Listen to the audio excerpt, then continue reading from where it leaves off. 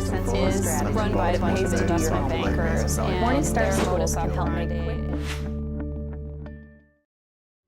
Hello, I'm Fernando Luque, editor for Morning Star in Spain, and I'm joined today by Motoshi Nagai. Hello. Motoshi Nagai is the senior portfolio manager of the Callander Fund China Universe. Thank you for being here. Thanks very much for your time.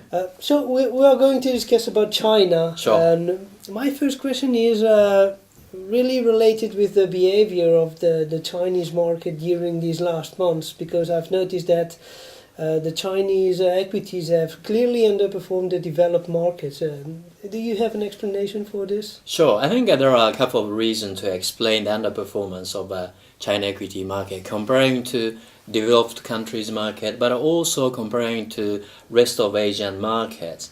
Now, I think the first point I want to make is that the high inflation caused by particularly food price inflation made people worry about the particularly outlook for monetary policy, and monetary policy being tightened last year or two.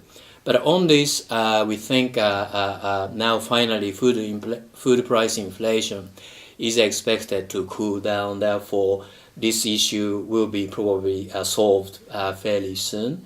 And I think as a second reason is being that whenever you have a big sell-off of global equity markets, like we are seeing today, we tend to see the investors tends to move out of Hong Kong market first, because the Hong Kong markets are having a big market cap and also are very liquid. Therefore, from investors' perspective, very easy to move in and out. And good time, Hong Kong market always benefit, but then bad time like today, they always hit hard. So we think the current sell-off of the Hong Kong markets has something to do with those liquidity-driven move. Therefore, fundamentally speaking, we think China markets are undervalued.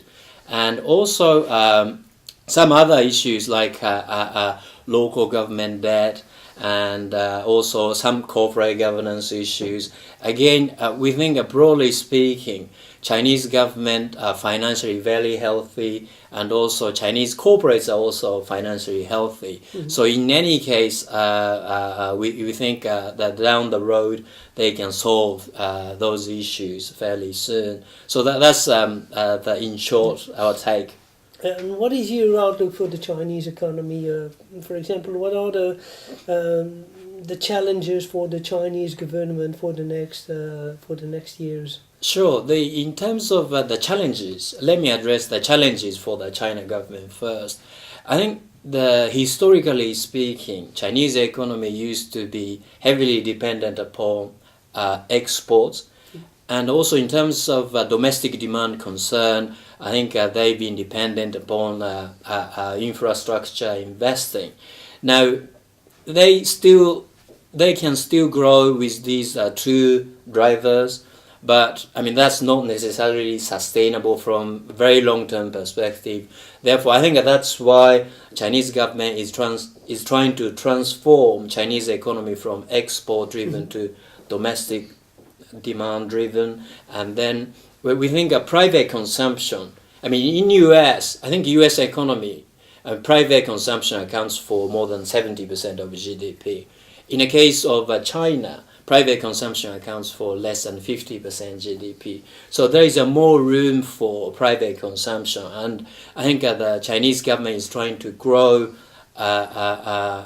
private consumption by introducing setting minimum wages higher and higher each year, and also reducing income tax, and also providing some form of a cash subsidy for purchase of home appliance and automobiles. We think those trends will carry on and will be long-term driver for China.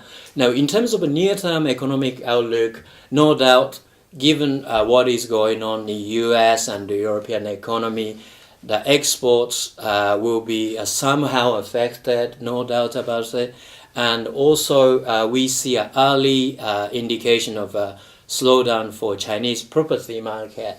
Therefore, we're going to see somewhat a slower growth rate for China, But at the same time, because the government is working hard to grow private consumption sector, therefore we think from medium-term perspective, Chinese economy can continuously grow. Yeah. One question, are the Chinese worried about the crisis that we are suffering here in Europe? Yeah, definitely. I mean, these days, thanks to the penetration rate increase of internet, I mean, those are Chinese people are fully aware of what is going on overseas, and particularly the situation in Europe. I think making particularly investors worry about the whole situation, and that's why we are seeing a big sell-off of China market. Regarding the transformation that you were commenting about the Chinese economy, do you think that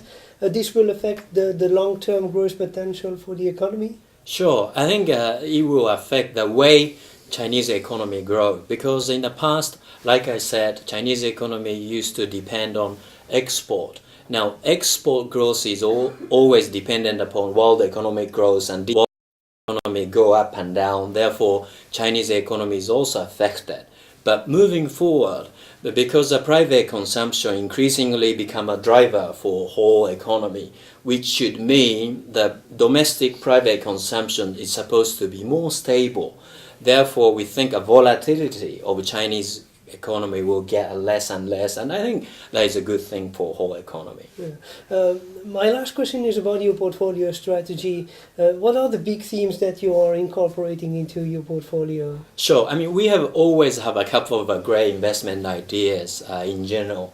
But again, I would pick up one sector, which is the consumer stocks.